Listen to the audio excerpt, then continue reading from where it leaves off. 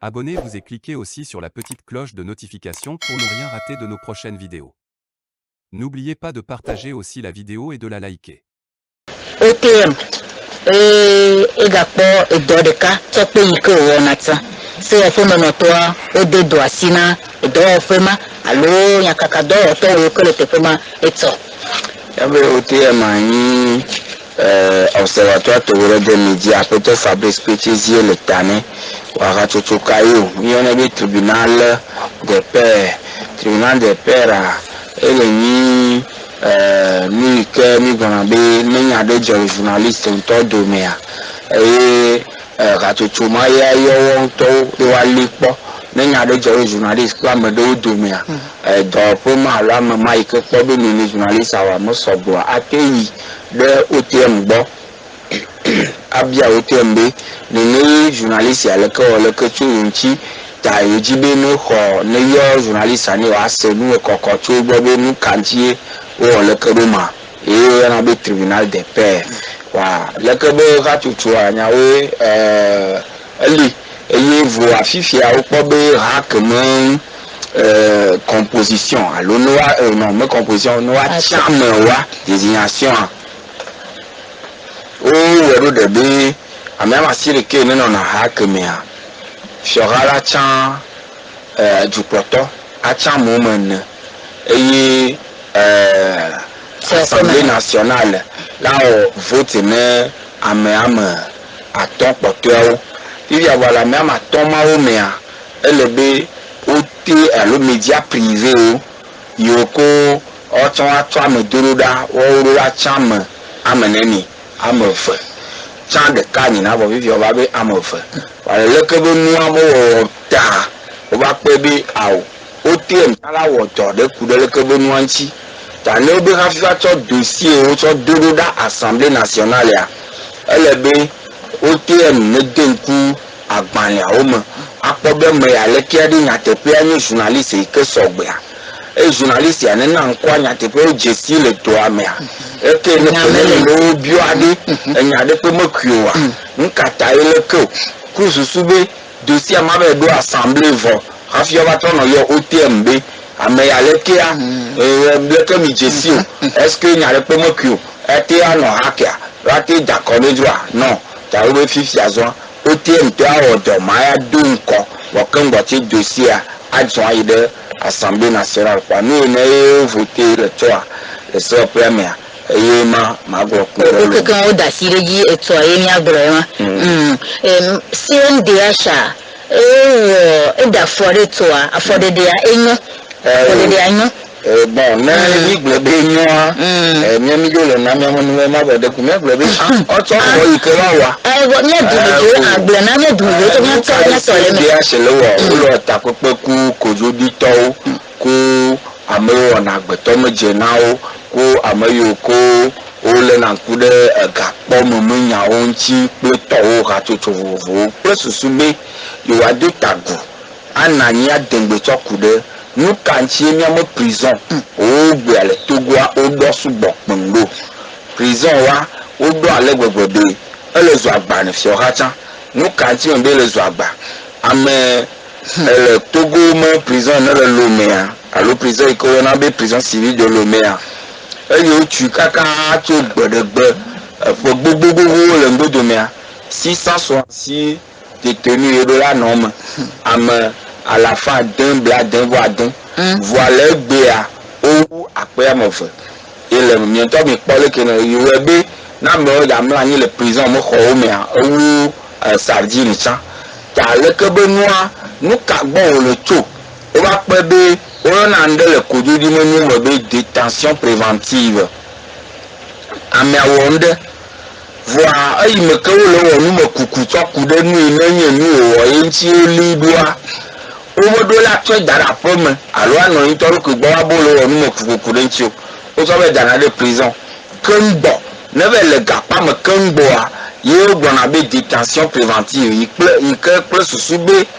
na wo we ne mia watim akunu me akaka ba gbo be mi so gbosan be mi no le gbo de ti obe o wa me ta mi wo enquête o ta mi ado kojo areto alo mi ikojo mo reto yo programmer na le ke be ame abe ne va yi de ʋɔnu wa ɖo kodzo ka yo tsona kodzo na me wa le be nua o va kpe be esugbɔ le amewo ŋuti gbogbogbogbo ɖe yi ke wɔ be ŋlɔ ba me ɖo ŋutɔ tsã tsɔ da ɖe kpa me yi ke nua amea wɔa ɖo ma hi ate yi ni be o da ate yi ni be no juge a eya xɔ ƒe eblisi ɖeka alo ate xɔ ƒo be ŋkeke 2 semaines voa leke be nua o ŋlɔ amea be ka olitsi tɔ olitsi nene leke alo ƒo wo nene eye ke ŋgɔtɔ va gbɔ be wo ka olitsi ɖeka na mea eye akpɔ be va zi na juge o dzi agblɔ be eya amea nɔ gakpa me kakaka ƒe ɖeka yi wo ŋlɔe be tsɔ da ɖia eva gblɔna be tu es condamné à 1 an avec 2 sursis. Oui. Bon, avec ma bonne, tu vois, on m'a dit à Gbebe, on lit les capables de l'outil de camp. Et va dans notre donna, qu'il y en a plus, c'est nous, au Magnan, au Bergona, mais avec l'outil de camp, ou à nos gapons, on va m'y entendre, mais on m'a de gapons, car on peut le faire. Et à travers le grenade, l'outil à l'ébewa tout fenêtre. Wati jamaje le keba me anuma o ti do tagudo e pote o ba le pe bi yo do la wo ti do pe susu bi amowa o no ka no be ile pa me san de po a o no do kozo no comme ça na me je a pa kan pe ni ko anya bi o ni me agoni je mo po kan oni mo le ne wa gbo po be maga eto de mani de do jona ide akoma le duomalo alo le gbawo alo nene mani CND ashima agbonugrawa o de tomolo oto e mettre liade sanvi keni vice président ne ma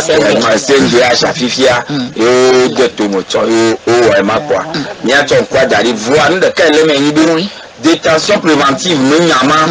o gbone koko wo kaka to gberegbe modon kumi atelier bo ba igbagba o gbonyamo o gboka go garde à vue nombre de jours que awo kunu mo kota o gbone koko wa e pa do po gba kotole e fiambe e pe jare to me ya to nko apo le CND asan eye gba to afoteria fi no apo mi asedua ya to nko apo ra lo France citoyen Togo debout be enyare le si kokoko dibe agbonfoa ni le coronavirus be game o be wa o meeting enyi le ko mo no ba bo ne wa de nu no wo to ku de emi ke tutu jolo kojo didi me nya o me apeto yaya Abdoulaye ba gbon be anyigba me nya o amanyanya pe gbagban nu mo ko to wa o no to kwachi kembo ni wa den ku no mo wa fi ni nya ele ni wa gbolu ale ke no a force citoyen Togo de Bobe yo dunu via do la soutenir ele ke ba me do ado aboga be nu igomo to na zonga ka yin ko duwa ko Togo mo ko jodi fi aje bazu enu ye bibi le dunu via ogbe eyi na mo yi chan ojo pona be enu o me le to edele me ne yo amo ne ni amanu we anosito ora ni tu ale gbon ni tu ale apoto abje ale gbon be ko jodi podo la ni si tu peux couper le jume vie que si une tête pas mal voir un endroit va lever à messi galéa et à du kojoji à messi gamaloa et me yaten jo de pe voir ne le que le quoi gonne le maga à auto mojo un ne me noie une trabe au la tête à nous moi elle a ni ma nyama elle est dorme nyama elle a peu nyama elle est nouveau vome et au boka go juge va porti o ba zo ani gbato tellement be mu fi amade nganyale o lo o ici o ta le mo notaire o le mo le o go le ro conseil président tout le ko ko go le do ako le ko jo di me nyawo pa o ko kia o le asile nu mo na o wa force citoyen Togo de voir ziton wani ma ba ni choma la go be azon yo wa o Togo non le moment préféré golf me préféré eni soja yi abeto atabu ebe awo ma jeju abeto David Dosey Kenya force citoyen Togo de mo nyambela gbato a egbo fi nchobe edo gare me to téléphone yo kono mo ne be ya le kenti ta le corona mo nyai fifia ni choba ye bo agbawe pe o ma jeju wa o gba to fi o gba to won agba gbadura ne mo prefer akere tɔba yɛ egbe ni tɔba yɛ egbe eya kɛmi ba ŋlɛ nɔ kebe mi ya miti ya wa nyɛmɛ nya no wàdà gbɛ ke ɔsɛ patro wa corona ŋu kpɔkpɔ état d'urgence sanitaire état d'urgence sanitaire kpɔ ma gbɔnya ɖeka nɔ fi mi le via de fi mi ba do vivie via corona tsame sia me nya do li vɔ gbɛgbanyi priorité de priorité le fifie via. Ye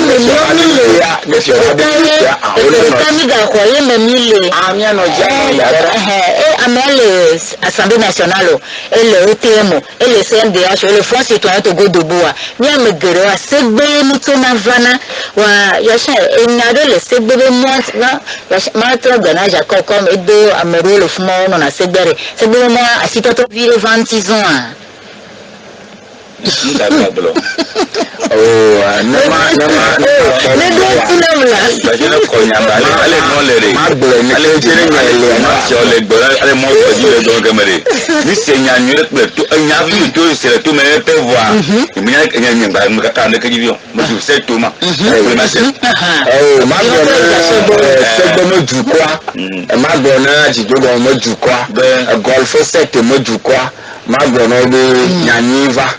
be agua o ya do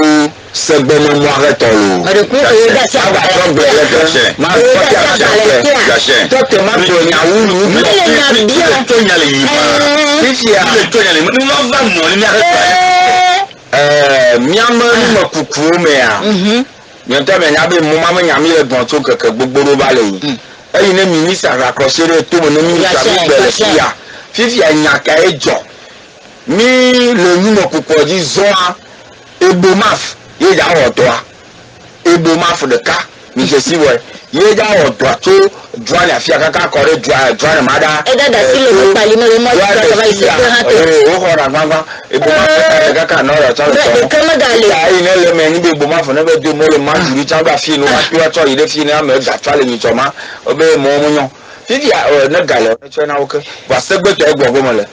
obe segbe mo adre ebo mafo ko mo avo bibi a fi mi le fifi je ya ebo mafo to wa le négocier ku pa yo ne mo wa ba kuna kokko na ro e wa to no nya o mo si ma ku be to wa no mu wa so da je o fa beke na enu do wa o le négocier fi no agare na wa mo engin ro se je o mo bu o kata mo do wa pa e mo wa da ro wa na gavi ku mo le ko won do o papa maza o le wa négociation tabo fi a fi le mi gba le yin be fi kaye da de déviation ato e ya mo ma gba wa no mo ma keji gami no lo wo do e ma cha o le ma voaji le pe e yi wa to 3 sile déviation mo mo anti kan wa e me wa to se gbo mo mo gbagba wa to doaji wa de pe mi je ma rassurer to ji no to o be les miens nous me coupons de sources bien renseignées et sûr un journaliste bonnet voilà y a bien auto là et ben c'est bon moi moi bagani il y a des capotingo ya do obu ta ba ya parenti et ta ba le projet makama no me nyana Jacob me ti do gan ton ne prona et ça mo moi ja no me nya au revoir me nya be c'est bon moi o ya to dodo kaka mi ado fait décembre me faire o ya to do aji ko enwo wa se de do bi we so nya o bi se so nya ma nya nyure onye bolu vere onye nya gbe nya nyu onye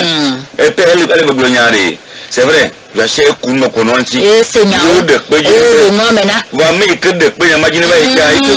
ko sama de me wa to gomo wa me ti va jeji tutu go biele mi tu jo ka me ya mi me ti ba po go biele ko o ke ba de pe je ba ye so le ke o tri ve la un ve kwa e to gomo e ko nya kra nya be ba to go mi to gbera nya mo gbera ni ya te jeji ma do mo e gbelu no do nya e to ko nya ka tere ti se dove vuoi togliere do gbera mo le ko lo mo nya o ye mi keta ku kwa mi adu wa ko bo ngbodu mare la te va mo so ma ha la va me be la te va ma le to pa nya mare se bi mo mo nya re mi atu nya te fa me no wa e de ka le to mo fo ni kwa ni na po dro pe mo de bo do nyun to e jo ko mo du e da mo ji to a mo nyi tu ne mo le du me kwa do chasi o me to la blomada la kono le za ko twa pata kwa acha mo ko kwa do bia o ni na matia mo ba lo gbe ti ti ka to mo do ka do le me yin na mo gentiro na mo le do na ma ru ni am ro mo ji mi ni ma gbelo kwa amo se ne agbele a mu kele ti na ba ja pre o ni no le ma ko mo ma nya klo ya le du me ko na e po ma mi papa le mo ya mo ko mo re ke wa ke pofia e to do mo de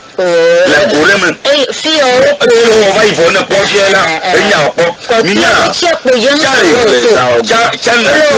la ire limousine to na uje ore ke ku nte onyaro na to mo ta ka ya agbela ti kono vo gbe mi na to ko pia ko gamu enya tuna ko na ba foto ta ko jaga ko foji ja zika no mi sa to zika do mo zika ni na wala ko mo ba to o da po ti e kwa do ko na anyi ba hona ti e na na ko ti hona ti enya ma gbela mi la foto ti de be mi ajo ji gboro enya ma le fu mi ajo ji gboro pa daga lo ko fe chi ji mi ajo ji gboro le me ko yin mi ajo gbara be no ateje ji to segbe mo mo ajo e bodu ta no mo fa buro gba le mo fa mi nya ma de ka ya be tu la jo zani ma juana na se mo juana ai de sangira o ma te gbe mo ma de ko bere mi ade gba le be ya no ani wala ba ni ko ba yin mo ke wa tun ku le gama wala mo be ni yo la ni cha ku ayo iko ya ni cha me ji ju lo ji lo ni mo ti ba dore no du mo ko du mo ma ya wa ko mo na ko ayo mo le ko o na wo de ka gbo je ni alo pa ya mo o to gbo bere o du cha no mo cha e ma ya ni to no mo ko ni to tu ana ka ire sangira una ko de tu mo le bere to che no wa do wa o jana sima o jana sima apobo le sima te bo ye ya tu le manager po ya to wa gaz gba bu le sima tu ato kon gbe mo yin aviejo no ka ejo mo na do wa le sigba lo fa fe ku jivo ṣùgbọ́n ẹ̀pọ́bí náà lè dán ní á tẹ̀fọ́dẹ̀ lórí abẹ́ génie civil kẹ́gbẹ́ tẹ̀wé yìí ná mécanique mọ́ côté parce que mo do a placer machine gángan yòókù àná ní o tún kú tọ́ ọ̀tún nànà yín kẹ́gbẹ́ àmọ́ náà yẹ kọ́ ọ̀tọ́ tá tún wá ọ̀tún lè wà génie civil má pàjẹ́ àmọ́ ṣùgbọ́n lè sígbẹ́ 200 nene ouvrier alo employé nene parce que c'était contractant de men et ko àmọ́ tó te do am fifi ado awo kaka génie civil ajamo po voka kreya olu bo fifi apade poto na amena o ko rejabe pa be lichia na gbe pupo a me sia mo mi apota gba alo lichi ne kuba ya o eyi ne jakwa be mi apota gba keke kwa mi ajo e fifi ame o le gbon bere o yo apota fo no yo don kaka efo le kapo bu akwa o po adasi o po gbe ni apabe o ne jo po ni abe jo afo a eyi o le ne ma no keke be a yo do la senyare tu ma foto agbo wa ni cho ba ya o gbo o mo be o to pa o le pa mo dari o yo sojo ma gbungu aga re ka ni pon apor mo zone mo ni o gba e va do ne da mo no ba o discussion pe o yi ka ke wa e ra me o ra wa to fa po o ku sojo ba gege be mo de ko ne le pa mo mi do gangan na jo ga ja o do fi mi dro nínú yóò tọ́jú. ẹ̀ṣẹ́ mi lè kú Togo vi wẹ́lẹ̀ dọ́wọ́ lágbègbè. Togo vi 100% wẹ́lẹ̀ dọ́wọ́ Burkina Faso tẹ́ bá ẹ̀sìn máa tẹ̀pẹ́ ẹ̀dọ́ ní mi àgbọ̀ Togo tọ́wọ́ mi gún wá pa. Ọ̀gàmẹ́lẹ̀ mi ẹ̀sì o minorité tọ́wọ́ tó dẹ̀gà tó hà. Minorité mẹ́lẹ̀ odò yìí. Fífi à ẹ̀ ò lẹ́nu ní ẹ̀ ní kájọ ẹ̀ gazẹ̀ pa ovulu bẹ́ẹ̀ mọ̀ sí àwọn kẹ́ o fi tó kékeré lè pa máa tẹ̀ wá ẹ̀ ká ẹ̀ lẹ́mọ̀ ẹ̀yìn bí. Òkùnkùn bá nà yín o. Non ẹnu ẹ̀yìn tí mo yà gbọ́ ẹ̀yìn bí tọ́ ayé lè gbọ́ bí yà créé emploi rẹ̀ ne jòjò ne gbọ́ alo gbé terrorisme ne mú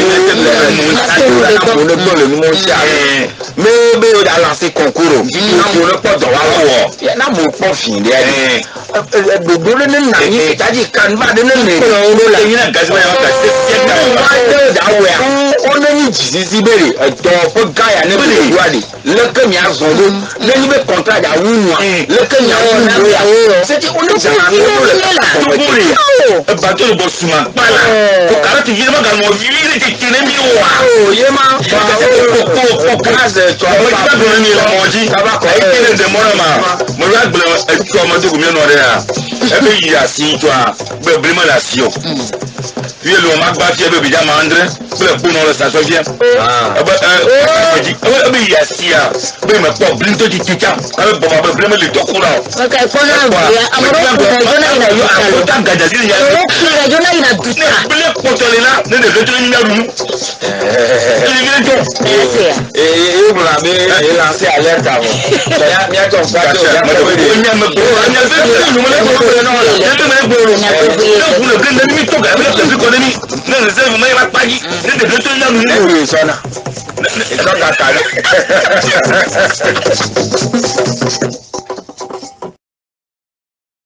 Likez la vidéo si ce n'est pas déjà fait. Laissez aussi votre point de vue en commentaire.